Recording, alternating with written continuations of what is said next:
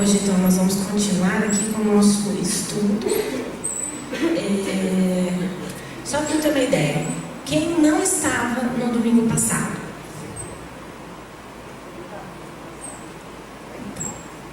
Menos gente do que quem está.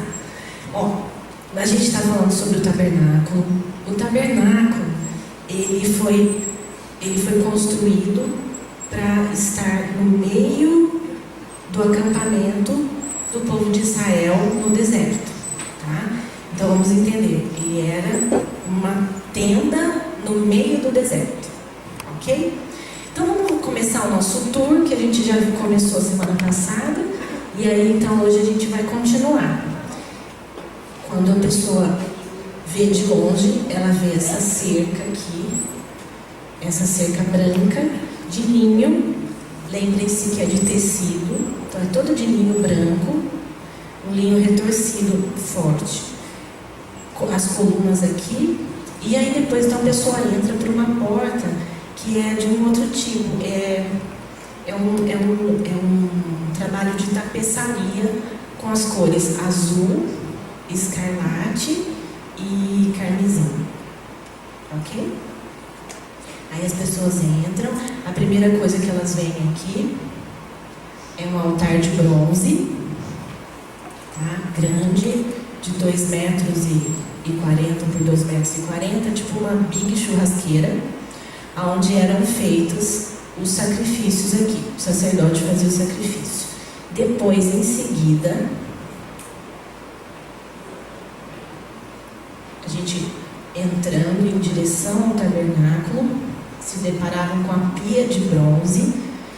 Ela era de bronze também. Então esses dois aqui de fora eram de bronze. E a pia, na verdade, era tipo uma bacia, né? Porque não tinha água corrente. Então era uma bacia onde eles pegavam água para se lavarem ali do trabalho deles. E a gente viu também na semana passada todas as coberturas. Não era só uma que tinha em cima da barraca. Eram várias. Essa de cima de tudo aqui, ela era, dadas as diferenças nas versões bíblicas, muito provavelmente ela era de um couro fino, uma corzinha assim, aqui está um marrom, mas eu imagino que esse tipo de couro dos animais que foram citados é meio cinza, assim, uma cor meio feia. Não é nada assim muito colorido, nem muito bonito. Aliás, é bem interessante, porque se a gente for ver do povo de Israel, e se a gente for olhar até hoje os povos daquela região, eu não sei se vocês percebem, mas eles gostam de coisas bem coloridas. É bem colorido, o tecido, o jeito que as coisas são, tem cores bem fortes. E essa primeira cobertura, a primeira assim, vista de fora, era, vamos dizer assim, meio feinha. Caiu a portinha. Vou pôr a portinha aqui de novo. Gente, eu lembro quando eu era criança e a professora mexendo assim, dava um nervoso. Principalmente quando ela deixava meio torto. Depois, tirando de cima de tudo, tinha a outra cobertura, que era de pelo de cabra, só que tingidas de vermelho. Ok? Essa daqui. Depois, descobrindo essa, aparecia de pelos de cabra sem tintura. Aqui está branca, mas na verdade é como se fosse natural. Ela não era tingida, tá? E a mais próxima, ela tinha desenhos, ela tinha a mesma cor daqui, ok? E tinha os querubins desenhados. Tá? Desenhados não, imagino que era tipo um bordado assim. Era bordado. Espera só um pouquinho.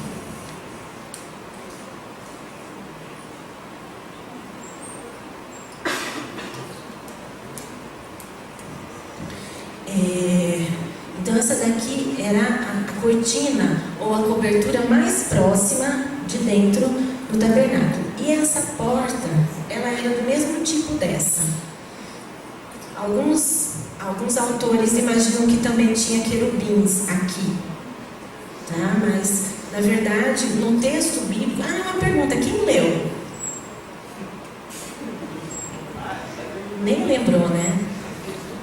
Tudo bem, tudo bem. Então se eu falar alguma bobagem, vocês não vão nem ficar sabendo. Pode. O que? Já que o senhor não leu?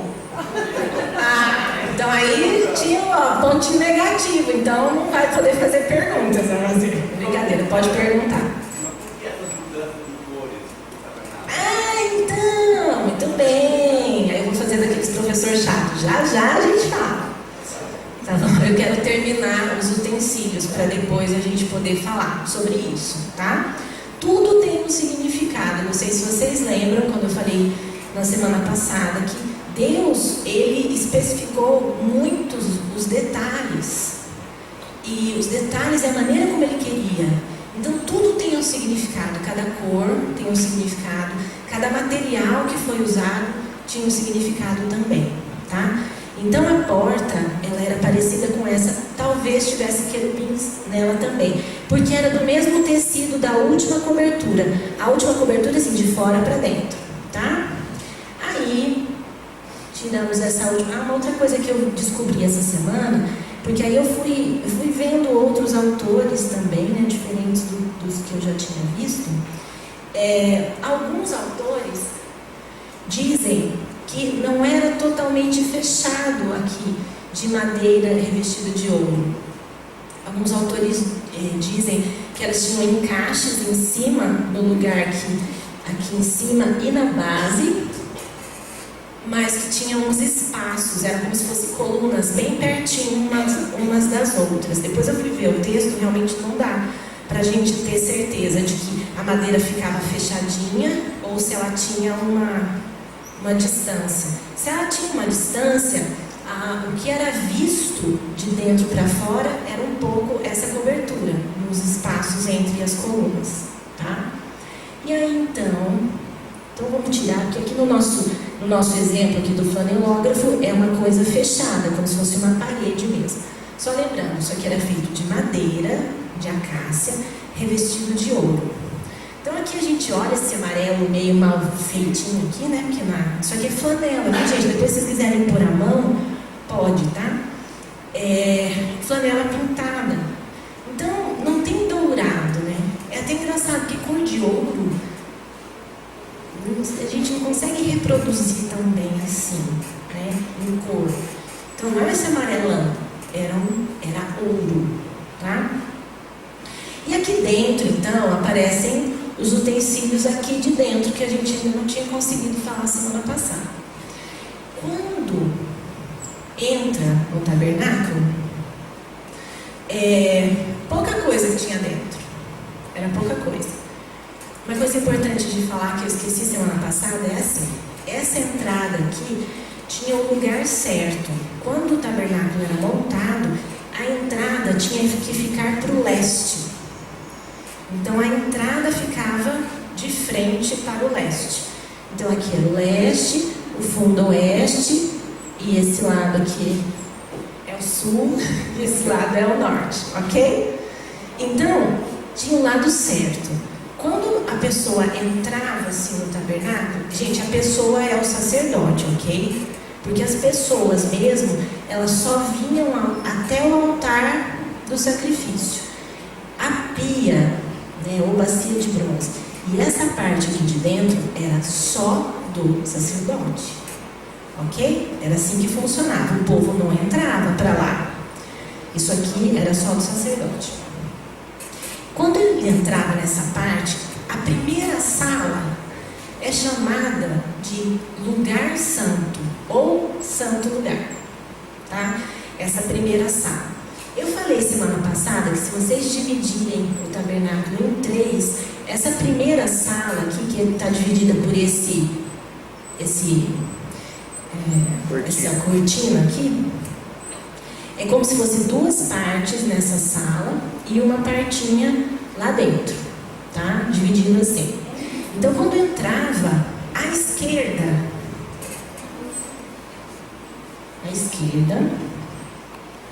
a gente tinha o candelabro.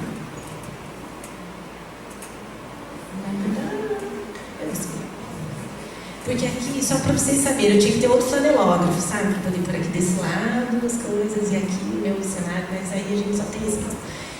O candelabro. O candelabro, se vocês forem ler no nosso texto lá, ele era feito de ouro puro. Vocês imaginam uma coisa dessa, de ouro puro? Então ele tinha que ser. Eu não entendo, falo assim, que é ouro batido. Eu tenho a impressão de que é um negócio mais duro, ou alguma coisa assim. Ou tem que pôr uma liga. Eu não entendo de ouro. O que eu sei hoje em dia do ouro que a gente conhece é que o ouro mesmo, ele é meio fraco, ele é meio mole. E algumas coisas tem que ter um outro metal no meio para poder dar uma liga. E o candelabro não tem proporção, não tem a medida que ele deveria ser. Acontece que dentro do tabernáculo era tudo fechado. Então era escuro. O candelabro era o que ia iluminar lá dentro. E, imaginando nesse sentido, os vários autores, que a gente pensa num candelabro, você pensa assim, que aí você põe em cima da mesa, não é assim que a gente vê na nossa cultura? Bonitinho, tá? Uma coisa de enfeite. Gente, isso era necessidade. Não tinha outro tipo de iluminação.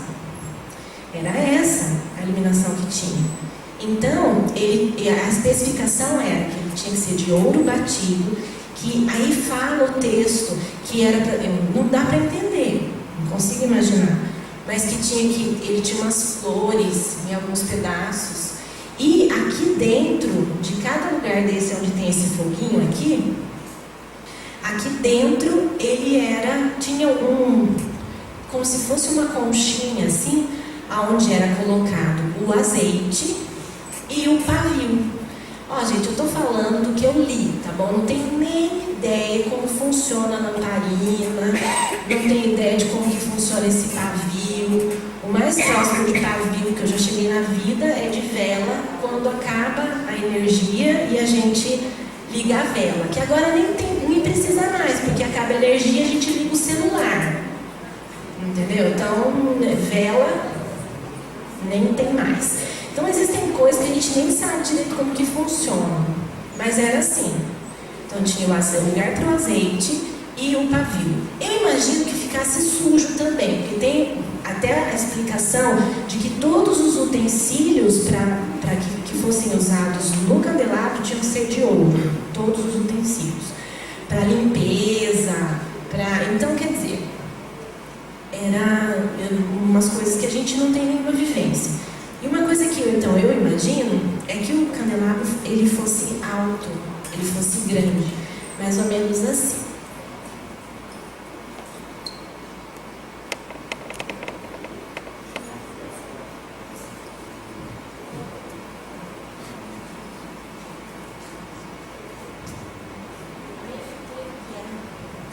A minha figura é pequena. Mas eu vou imaginar. Dá para imaginar mesmo assim a proporção, o sacerdote está de pé. Vocês estão vendo? Não, vocês não estão vendo.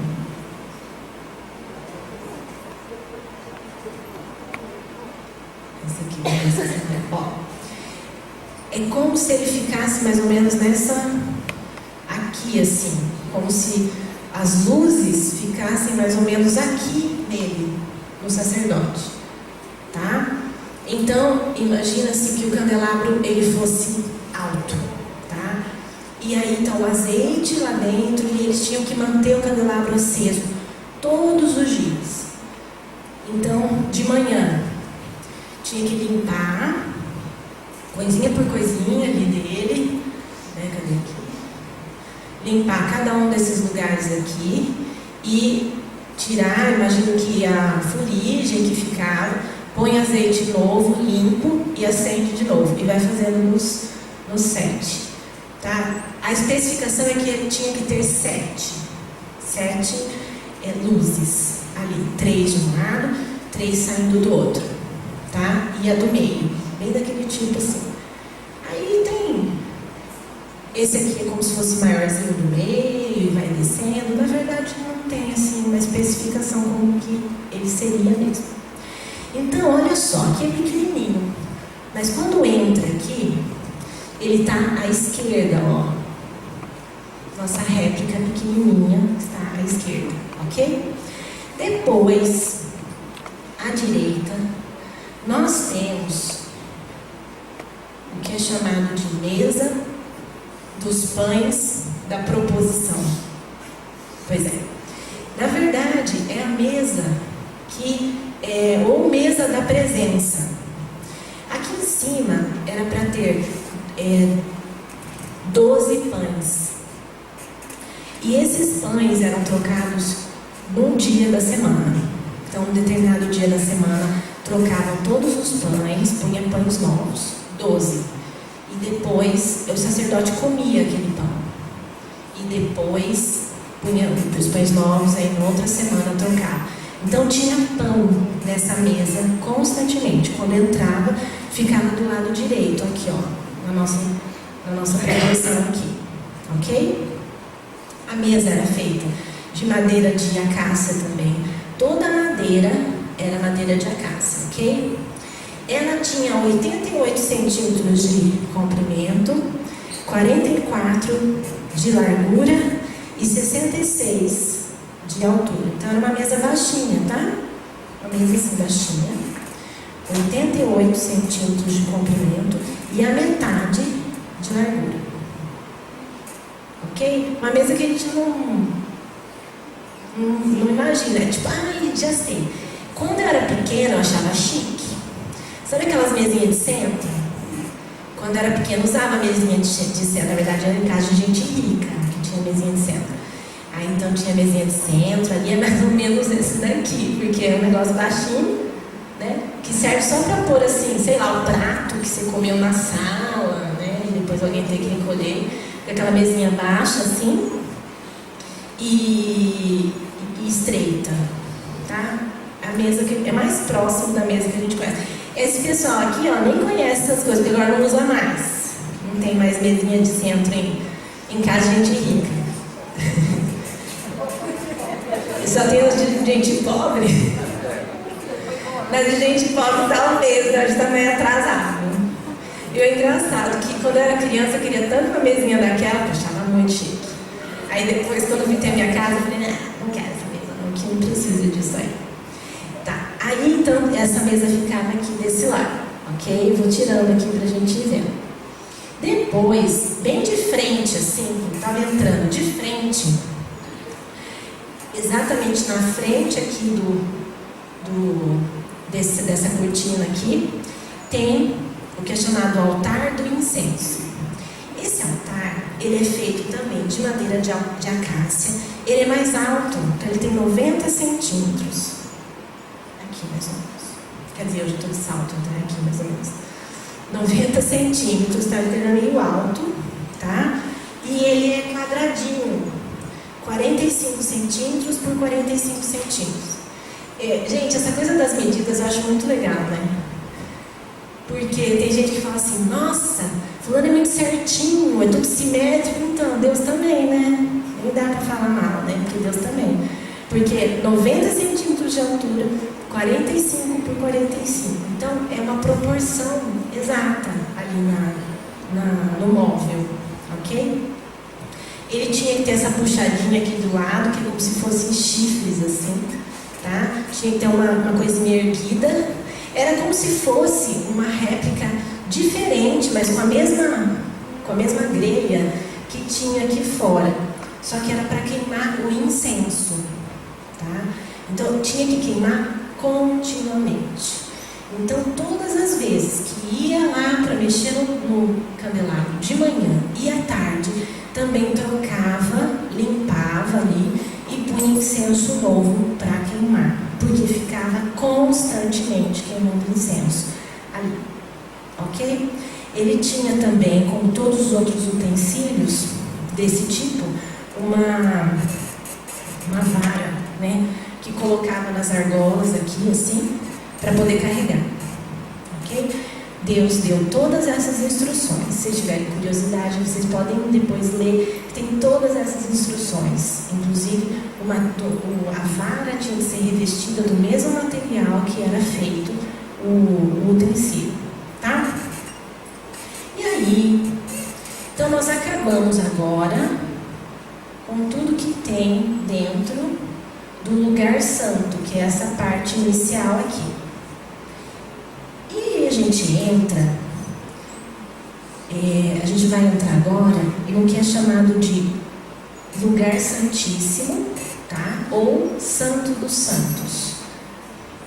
E esse daqui é bem legal, porque tem muitas nomenclaturas que eu vejo assim, que a maioria das pessoas canta e não sabe do que se trata, né? Mas daqui a pouco eu conto. Então esse daqui, essa cortina que separa o lugar santo do Santo dos Santos.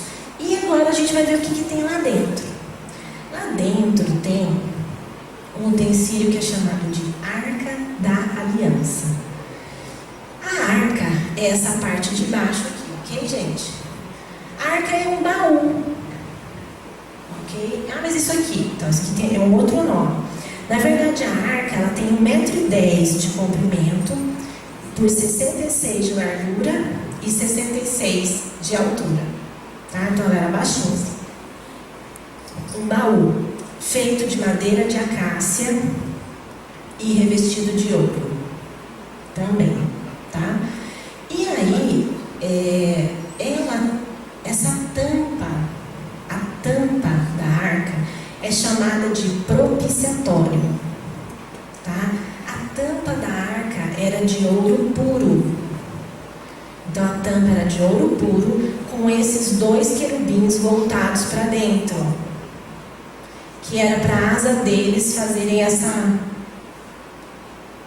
espaço. É que aqui não deu para recortar a parte de dentro, né? Porque é vazado aqui.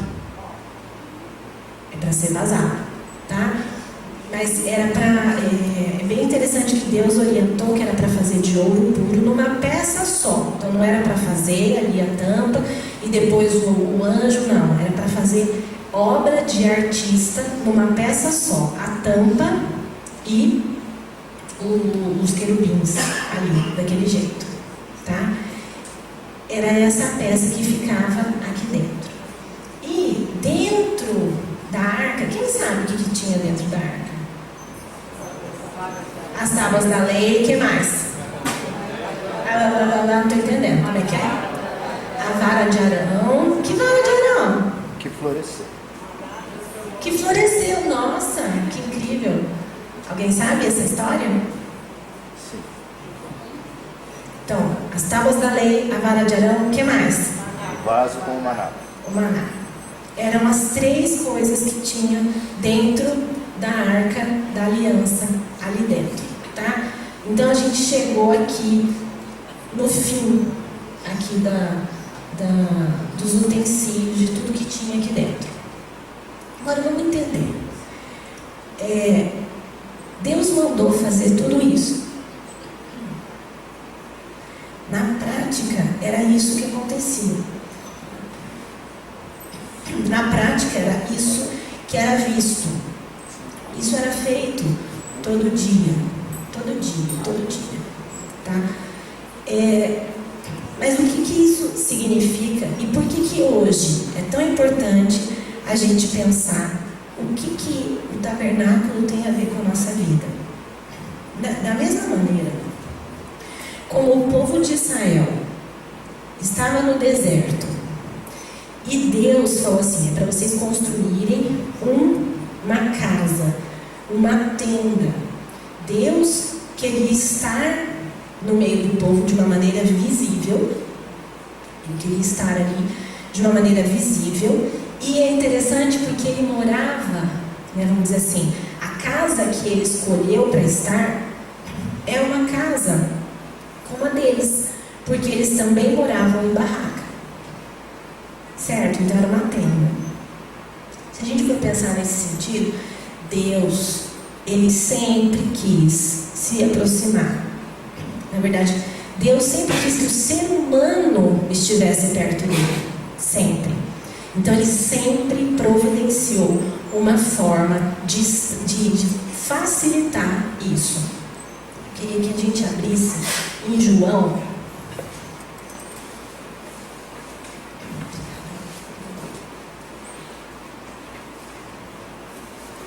João 1,14.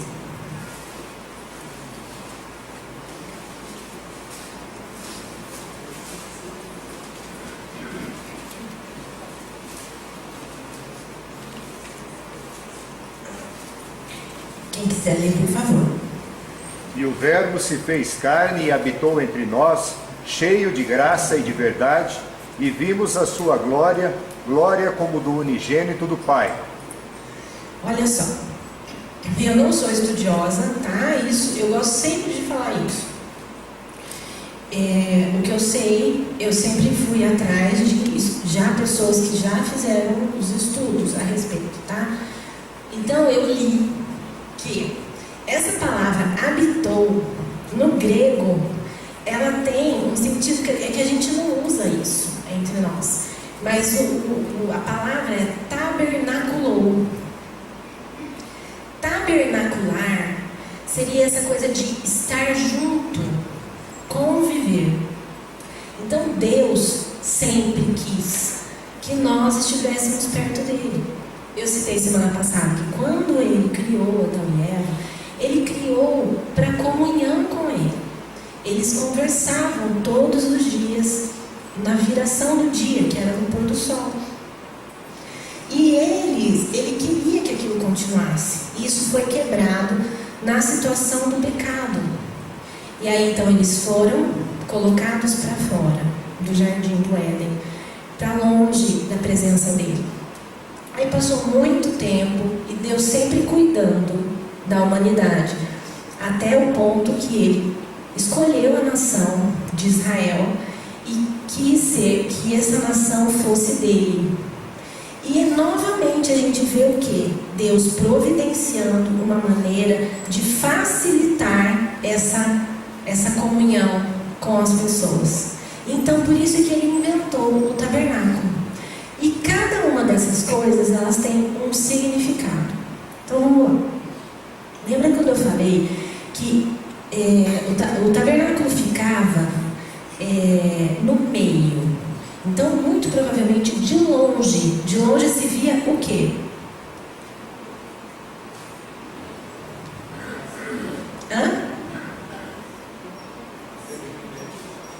A cerca.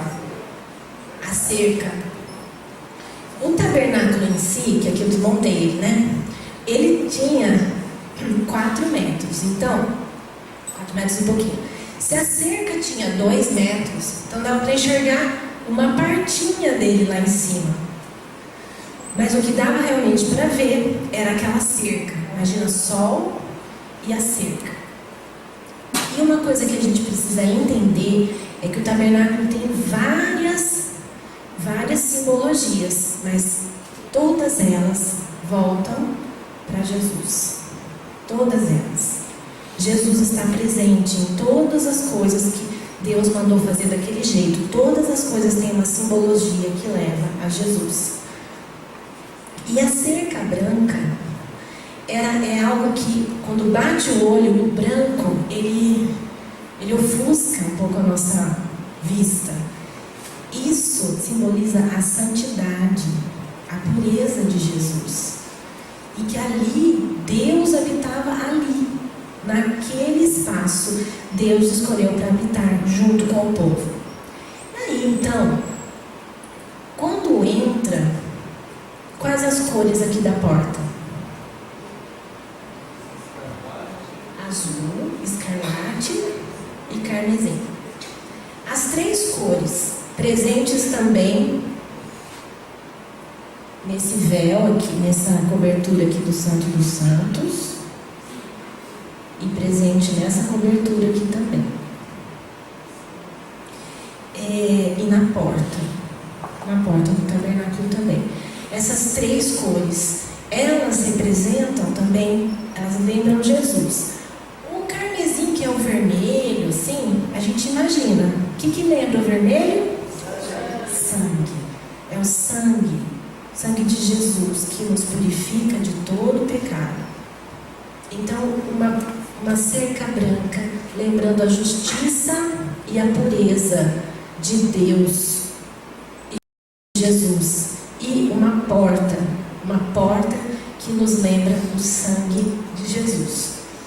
O azul, alguém tem alguma ideia? O que lembra o azul? Céu. E é o céu mesmo. A simbologia é para lembrar o céu. Quem habita no céu? Deus. É lá no céu. Ah, Viviane, mas não é nesse céu azul e tal. Ok. Mas a simbologia, quando a gente fala céu, a gente fala desse céu azul, né? Então, simbolicamente, o trono de Deus está no céu, aonde Ele está. Então, o céu lembra isso, a cor azul lembra isso. E a púrpura?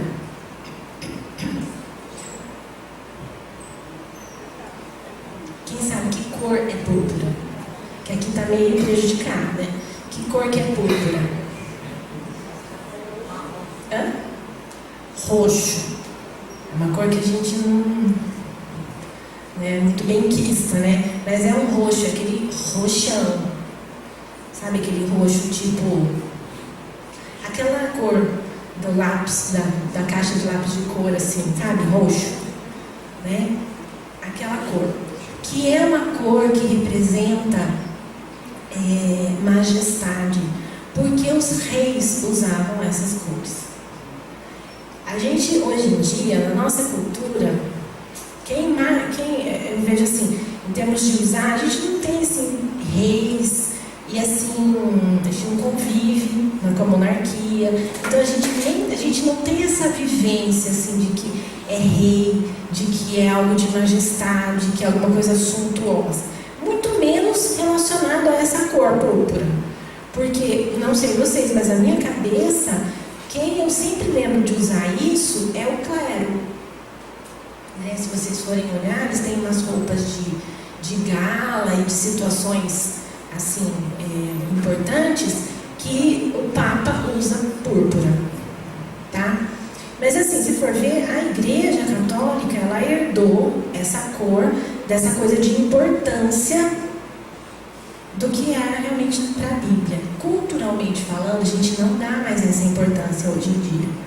Na nossa cultura, o que é a cor púrpura? Nada. Mas o significado, tanto nessa porta, quanto nessa cobertura aqui, ou nessa cortina, é de majestade, de reinado, de rei. Ok? Então a gente vê assim, de fora, o branco, a porta, que é a pessoa de Jesus, né? A pessoa de Jesus é a porta. É aquele que estava com Deus na criação, ele estava com Deus no céu. É aquele que morreu na cruz e derramou o seu sangue. É aquele que é rei. Ele é rei. Interessante assim nas questões, quando a gente estuda a respeito de Deus, Deus é atemporal. Então, se a gente for ver, Jesus é rei. Ele é rei sobre o quê? Então, ele é rei sobre todas as coisas. E ele foi coroado quando?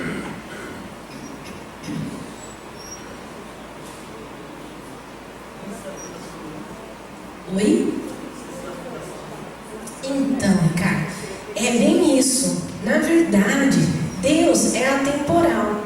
Então, Jesus é rei.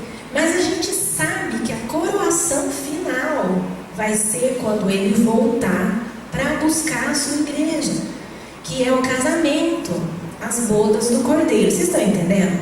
Então, é assim, ele é rei, mas o reinado dele vai ser estabelecido com a volta dele. Mas a gente sabe que ele é rei e que ele já estava na fundação do mundo. Vamos abrir lá em Gênesis. E é interessante falar assim, nossa, mas o azul também tem a ver com a criação. Tá? que é o Deus Criador. Eu não anotei esse texto, sou bem ruim de referência. Mas é aquele texto que fala, façamos o homem. Achei.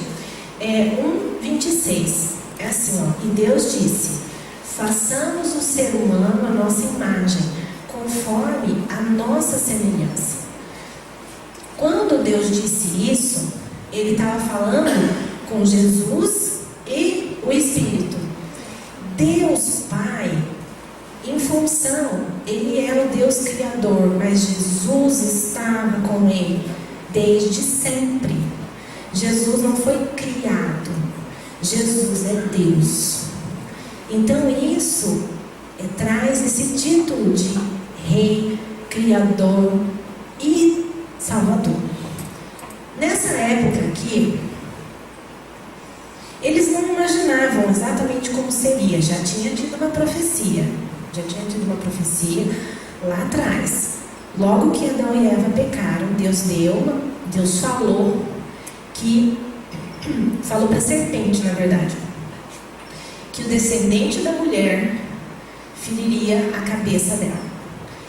Deus, nesse momento, já estava dizendo que Jesus viria, morreria e ressuscitaria. Deus já sabia. Gente, às vezes eu falo sobre isso e fico pensando como a gente é privilegiado, né? Porque essas coisas do tabernáculo, a gente está estudando depois de já saber a respeito de Jesus e de entender o que aconteceu. Eles estavam assim só recebendo assim uma ideia ou uma figura a respeito disso. Nós somos muito privilegiados por nós sabermos mesmo o que isso significa. Então, entrando aqui, Jesus, que é a porta, o primeiro que a gente vê é o altar de bronze. Só um detalhe, a porta era virada para o nascer do sol? Nascer do sol, é o leste. Aí tem, só lembrar uma profecia de Malaquias, né? Quando termina Malaquias dizendo assim: mas para vós que temeis o meu nome, nascerá o sol da justiça. Parece que o plano de Deus era essa direção. Assim. Sim. Essa apontamento. Essa coisa de que Jesus é chamado de sol da justiça. Então, é bem legal, bem lembrado. Então, imagina-se que de manhã, quando o sol nascesse, né, ele iluminava o tabernáculo nessa direção. Bom, o primeiro utensílio aqui era o altar de bronze. Tá? Do que ele era feito? Oi? Madeira. Tá bom? Revestido do quê? Bronze. Ok. A madeira é algo que representa uma coisa terrena. Terreno. Jesus, quando ele veio como? Homem. Ele veio como homem. Ele veio em carne. Gente, algumas coisas, eu tô lendo um livro e é bem interessante que o autor fala assim, que a gente fala com a nossa boca várias coisas, mas na prática a gente parece que a gente nem entende direito o que isso significa. E eu estou falando sobre isso por quê? Porque tem algumas doutrinas que não acreditam que Jesus veio em carne. Jesus é realmente o Verbo encarnado. Isso faz diferença. Faz diferença porque ele era Deus e ele era homem. A madeira de acácia, ela representa essa humanidade de Jesus. Jesus era homem. Quando a gente lê o texto de Hebreus, o escritor de Hebreus fala que Jesus passou por todas as coisas, por todas as tentações, por todas as situações que o ser humano passa. Então não tem como falar assim, Jesus é Deus, Jesus era diferente. Jesus veio em carne. Então isso faz diferença para a nossa fé, porque ele veio como homem.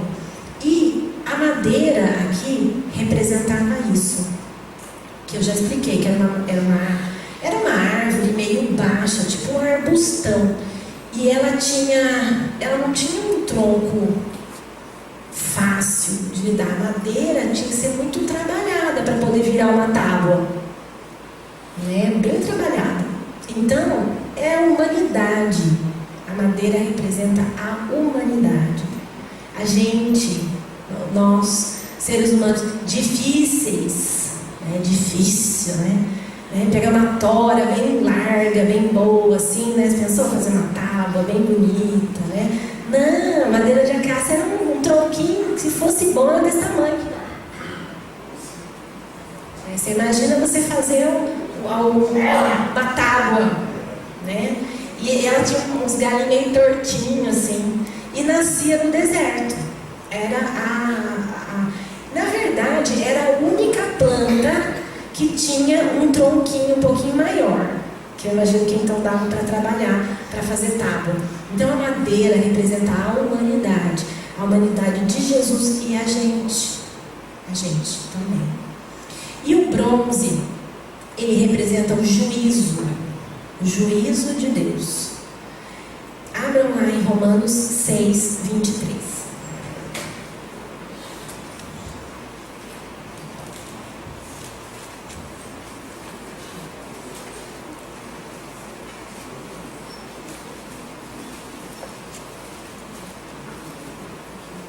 Quem puder ler. Porque o salário do pecado é a morte, mas o dom gratuito de Deus é a vida eterna em Cristo Jesus, nosso Senhor. Nós vemos que assim, as coisas, elas têm uma consequência.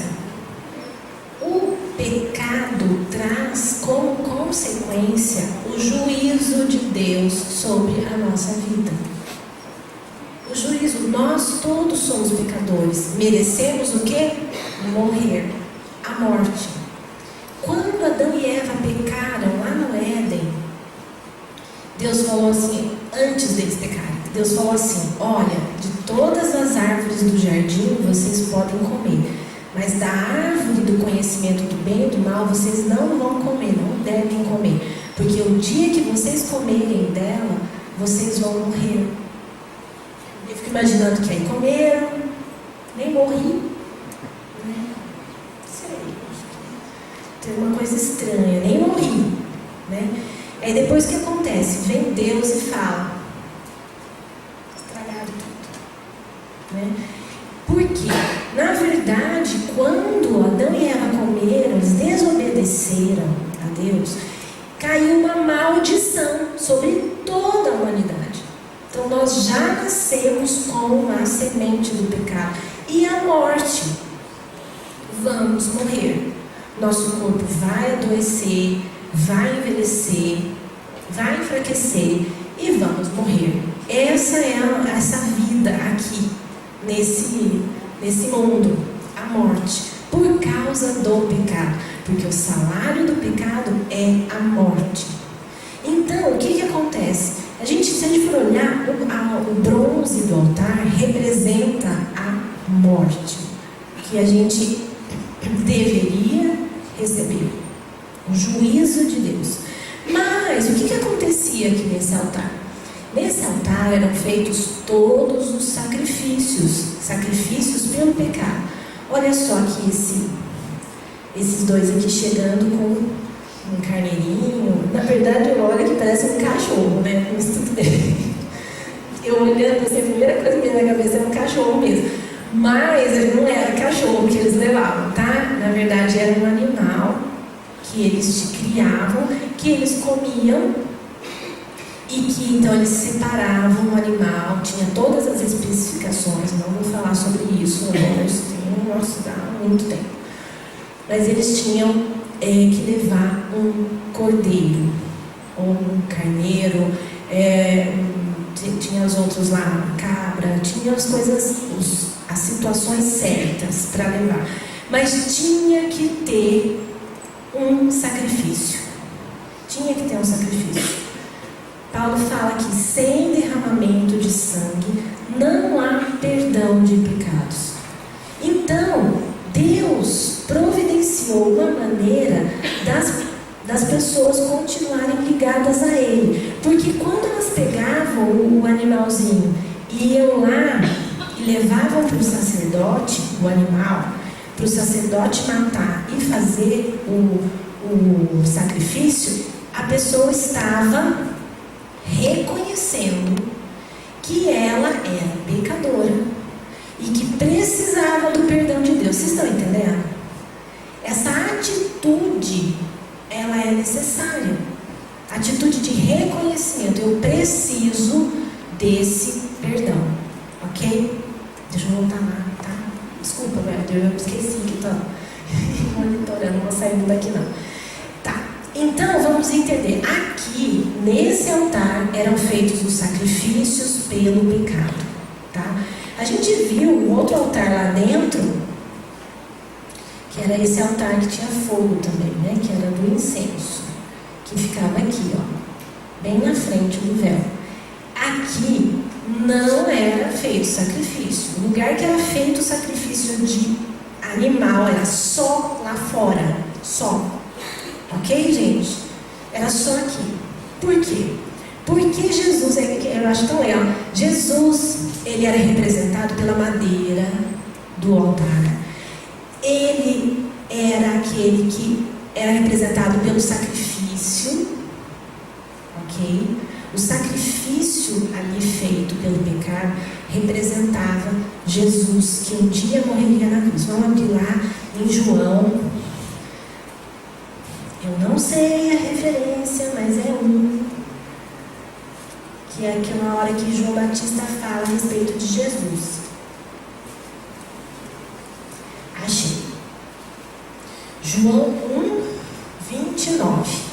No dia seguinte, vendo que Jesus vinha em sua direção, João disse: Eis o Cordeiro de Deus que tira o pecado do mundo. Ele fala isso em outros dois lugares, nessa mesma sequência aí. O que a gente vê? Que, na verdade, o sacrifício que era feito pelo pecado sobre esse altar de bronze representava Jesus. E lá na frente, quando João Batista olhou para Jesus e falou assim: ó, esse é o Cordeiro de Deus que tira o pecado do mundo. Por quê? Porque essa pessoa levando aqui esse animalzinho ia morrer pelo pecado dele. No máximo pelo pecado da família dele. Tá? E depois, numa outra ocasião, ele tinha que pegar outro animalzinho e levar de novo. E depois, numa outra ocasião, de novo. Porque a gente não para de pecar. E Jesus, quando morreu lá na frente, ele morreu por todos os pecados dessas pessoas que levaram os animais para serem sacrificados lá, pelo pecado deles. E pelos nossos pecados que nunca sacrificaram bicho nenhum. Alguém aqui já levou um cordeiro para ser sacrificado pelo pecado? Não. Pois é. Gente, eu não sei direito nem como é que é carneiro, essas coisas. Mas eu me lembro, é uma coisa engraçada.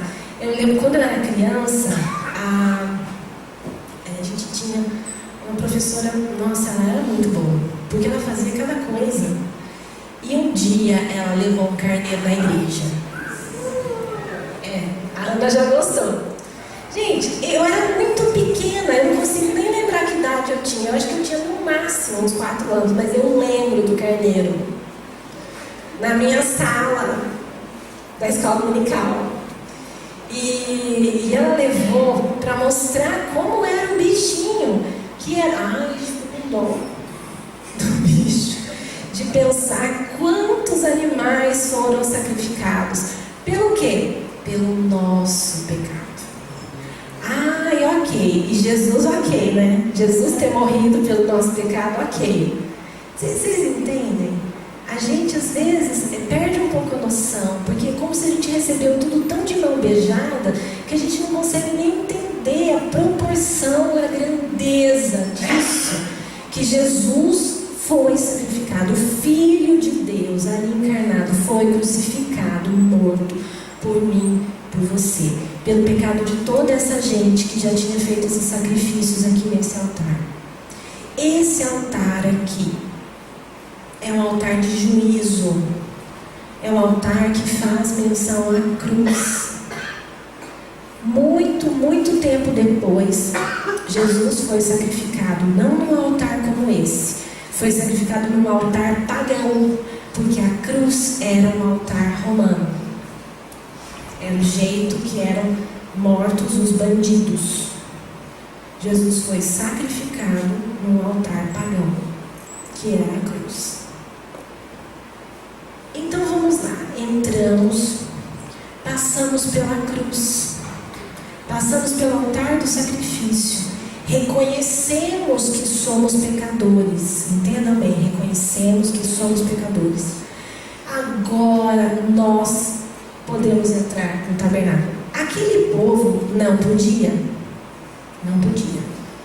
Porque o serviço era feito pelos sacerdotes. Mas se vocês forem ler Hebreus, o texto fala que agora nós somos sacerdotes. Todos nós temos o ofício de sacerdotes. Em que sentido? Nós podemos entrar na presença de Deus, porque Deus habitava aqui. Eu não falei sobre essa nuvem aqui. Essa nuvem, eu imagino um dia como é que foi, né? Aquela emoção. Que foi assim, quando o tabernáculo ficou pronto, eu já expliquei para vocês que numa determinada fase ali de Êxodo, Moisés contando como que Deus falou que era para construir o tabernáculo. Depois, alguns capítulos para frente, Moisés relata como foi construído o tabernáculo. Já é na fase assim, está fazendo, estamos fazendo. No dia que o tabernáculo ficou pronto, essa nuvem veio e ficou em cima. Gente, presta atenção, você imagina a cena. Ficou pronto, eles fizeram uma cerimônia lá de consagração dos sacerdotes para o trabalho aqui. E aí veio essa coluna, essa nuvem, e ficou em cima de onde estava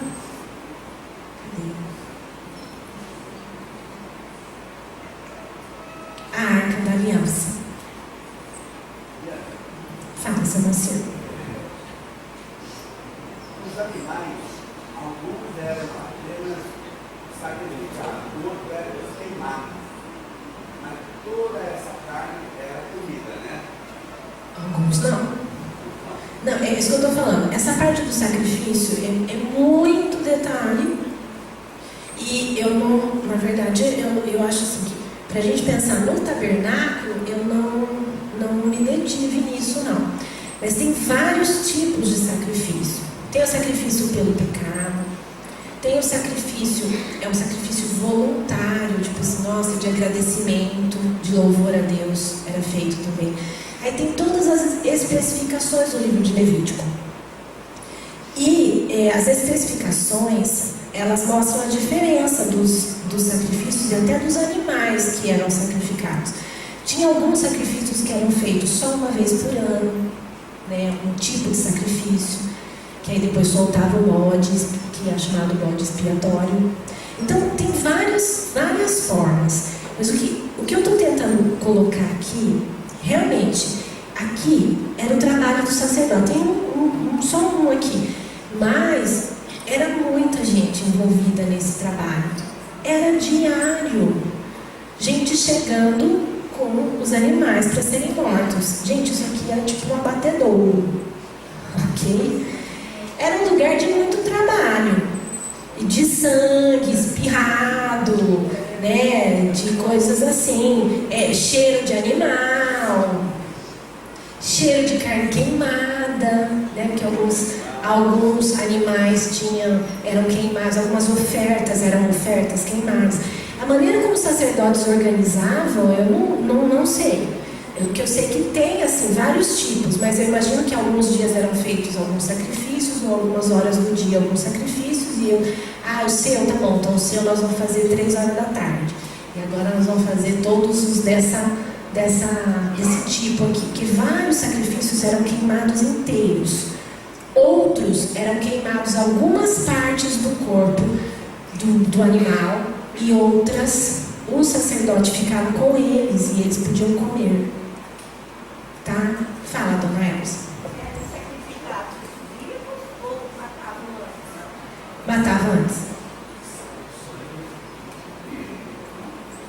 Matava antes porque tem que tirar o sangue. Né? O sangue era tirado. Ok. Passado pelo altar do sacrifício, por que eu frisei essa coisa da sujeira? Para entender a pia, que a gente tem a gente tem um olhar muito romântico das coisas, né? Então assim, o sacerdote, bonitinho, limpinho e tal, nós estávamos no deserto, matando bicho. E imagina o calor, imagina o suor, imagina o sangue. Eles, era tipo, não é? Eu falo assim, açougueiro mexe com carne morta, né? Hoje em dia vem até embalada os negócios e tal. Não, eles matavam, era tipo um abatedouro mesmo. É engraçado, né? Que hoje em dia tem essa coisa. Matar Sociedade Protetora dos Animais, né? Como eu estou dizendo, fica com dó de um monte de coisa. Gente, era uma outra época, tá?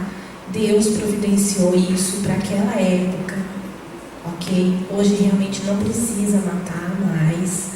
Deus não requer sacrifício de animal nenhum. Jesus já foi o sacrifício que de uma vez por todas acabou com a necessidade de outros sacrifícios. Isso tudo é simbólico agora para a gente entender. Inclusive a pia. Quero que a gente abra lá em Efésios.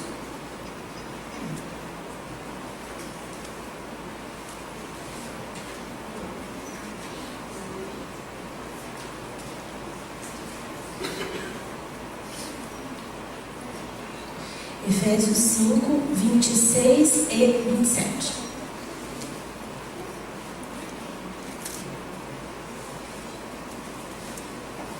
Para que a santificasse, tendo-a purificado por meio da lavagem de água pela palavra, para a apresentar a si mesmo igreja gloriosa, sem mácula, nem ruga, nem coisa semelhante, porém santa e sem defeito.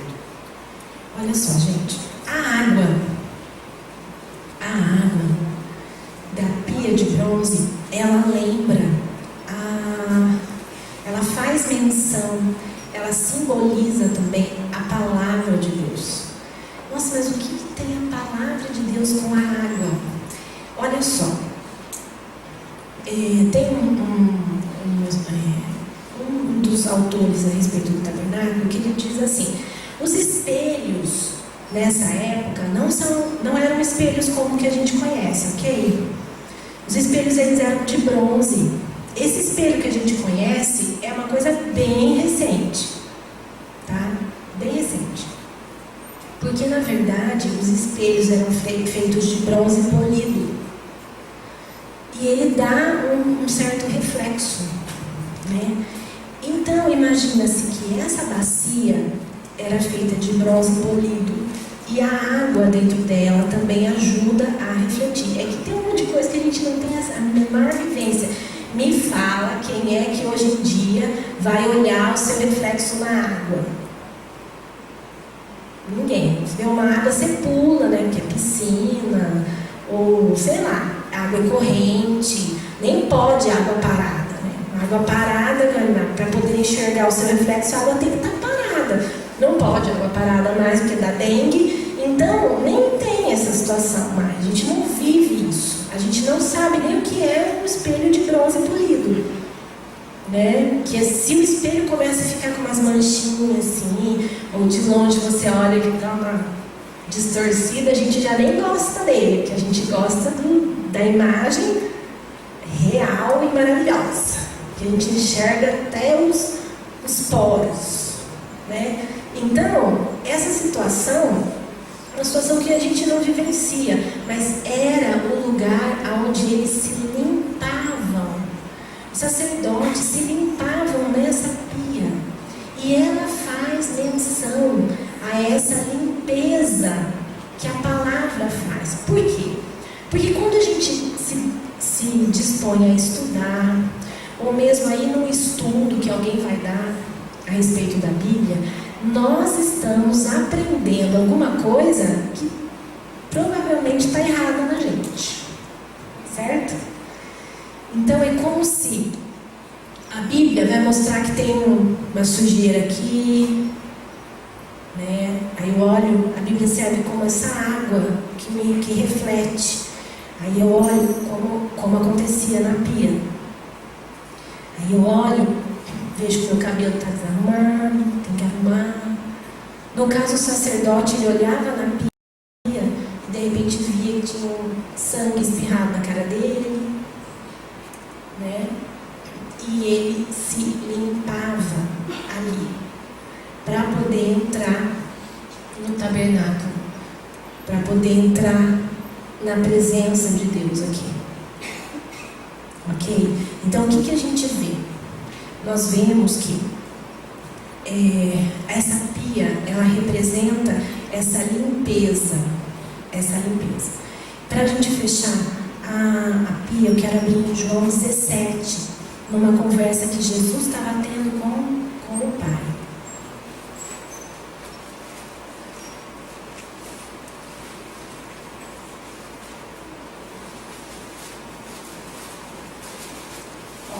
João 17, 14, Jesus está falando assim com Deus, na oração dele. É aquele texto famoso da oração sacerdotal. Jesus fala assim no 14: eu lhes tenho dado, ele está falando a respeito dos discípulos. Jesus estava falando a respeito dos discípulos. Eu lhes tenho dado a tua palavra, e o mundo os odiou, porque eles não são do mundo, como também não sou. Aí no 17, santifica-os na verdade, a tua palavra é a verdade. A pia, ela faz menção ao processo de santificação que acontece depois que nós nos encontramos com Jesus. Então esse caminho do tabernáculo é um caminho didático. Primeiro eu entro pela porta, que é Cristo. Eu vislumbro que a santidade dele, fala, como assim? Não vai dar para ficar assim, porque eu não sou assim.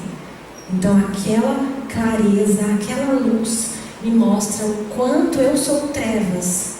E aí então eu passo pelo caminho que é Jesus e chego à cruz, reconhecendo que sou pecador, que preciso do sacrifício que ele fez na cruz por mim. Passo por aqui. Então agora sou salvo. Eu já posso entrar aqui. Eu já posso fazer esse serviço de sacerdote. Porque é assim. Depois que eu passo pela cruz, então todos nós somos sacerdotes. Então aí, como o sacerdote fazia, eu diariamente busco na palavra aquilo que precisa ser mudado em mim. E aquilo que Deus precisa me santificar e me transformar. Como nesse texto, santifica-os na verdade, a tua palavra é a verdade. Então nós vemos que esse processo, ele precisa acontecer assim. Não é assim, eu estou na presença de Deus, tá? Já passei pela cruz, já reconheci que eu sou diferente, que Deus é santo, que eu não sou. Já reconheci, já fui através de Jesus por esse caminho. Jesus disse, eu sou o caminho, a verdade e a vida. Ele é o caminho, e ele é o único caminho. Então aquela coisa assim, todas as religiões levam a Deus, porque eu preciso mesmo melhorar, né? Todo mundo quer só melhorar. Não, eu quero me tornar uma pessoa boa. Não, o caminho não é esse. O caminho é o que Deus proporcionou e nos mostra didaticamente através do tabernáculo. A gente passa, a gente visualiza a santidade, a gente passa pela porta, chega na cruz, se arrepende ali, na cruz. aceita o sacrifício de Jesus, que Ele se torna então nosso Senhor e Salvador. Então aí agora, a nossa vida, depois que você já aceitou Jesus, a nossa vida funciona aqui dentro. Eu não vou mais embora, porque o sacrifício já foi feito. Então é como se, depois que eu aceito Jesus, a minha vida é aqui. É só aqui dentro. É vida de sacerdote. É aqui dentro. Então, diariamente, eu estudo a palavra. Quero ser transformada por Deus. E sou santificada nele. Ok, gente? Eu nunca lembro que hora que eu tenho que acabar o Helder. Agora. Agora. Então, tá bem. Quer dizer, não acabei, ok? Vamos ter mais uma aula. Então, semana que vem a gente ainda vai ter mais uma aula para a gente encerrar esse caminho que a gente começou a ver hoje aqui. Se vocês quiserem ler, está na Bíblia, ok? Queria orar com vocês para a gente encerrar. Obrigada, Deus, pela Tua palavra. Obrigada, Pai, porque é muito bom a gente poder realmente entender essas coisas e ver o quanto o Senhor cuida da gente, o quanto o Senhor pensou em tudo e o quanto o Senhor nos quer perto de Ti. Eu Te agradeço por isso, Te agradeço por Jesus, que foi o Cordeiro que definitivamente, de uma vez por todas mesmo, acabou com a necessidade de sacrifícios diários.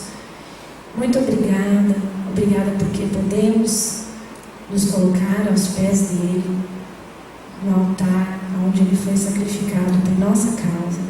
Muito obrigada, Deus, obrigada pelo perdão, obrigada, Pai, obrigada por realmente pensar em tudo e nos perdoa, Deus, nos perdoa porque a maioria dos nossos dias a gente vive como se nada disso tivesse acontecido ou como se nada disso tivesse nada a ver com a gente. Nos perdoa, nos traz, Senhor Deus, esse sentido de temor, no sentido realmente de entender o significado espiritual de tudo isso nas nossas vidas. Porque sabemos que senão não passa de mais uma história. Queremos que o Teu Espírito realmente nos transforme e nos mostre dentro de nós o que precisa ser mudado e o que conhecer mais a respeito disso tem a ver com a nossa vida. Em nome de Jesus que nós oramos. Amém.